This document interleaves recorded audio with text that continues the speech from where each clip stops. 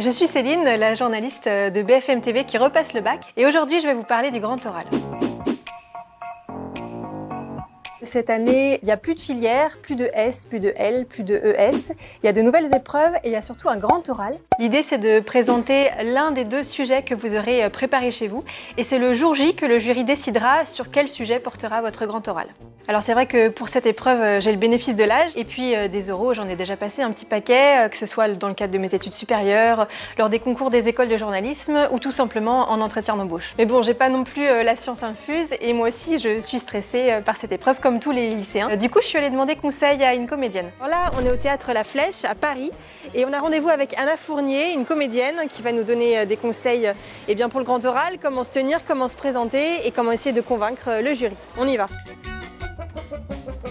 Alors du coup, le jour J, quand on rentre dans la salle et qu'on a le jury en face de nous, qu'est-ce qu'on fait? Qu'est-ce qui se joue? Qu'est-ce qu'on doit faire? Quand on rentre dans la salle, il y a l'idée qu'il faut prendre conscience le plus possible de ce qu'on dégage. Et ça passe par des choses toutes bêtes déjà, comme la manière de s'habiller. L'idée, c'est d'être au plus simple, au plus proche de soi. Aussi, le corps exprime évidemment tout un tas de choses non dites, parce que l'inconscient traverse beaucoup le corps. Être conscient de ce qui nous traverse comme émotion, de voir ce qu'elle fait dans le corps.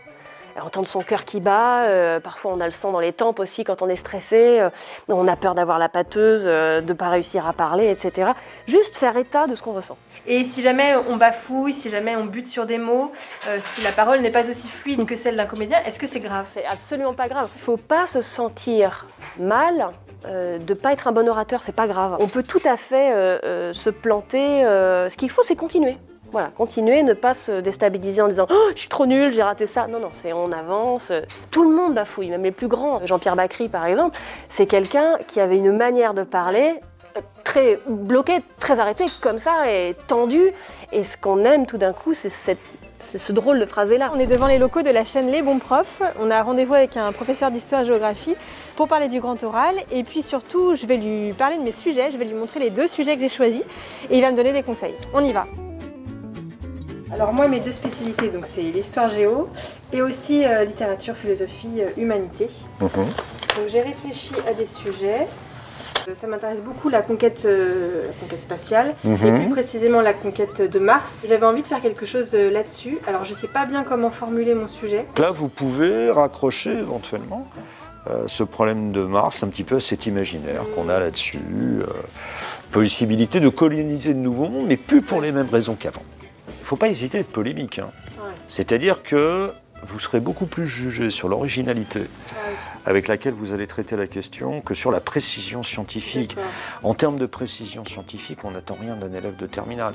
L'information, vous l'avez partout. Par contre, donner un avis personnel et, en plus, dans l'esprit de l'épreuve, relier ça à votre propre projet. Alors première chose que je retiens de cet entretien, c'est qu'il va falloir que je choisisse un sujet précis. Plus ce sera précis, mieux ce sera. Il ne faut pas que j'essaie d'être exhaustif et de vouloir faire un cours.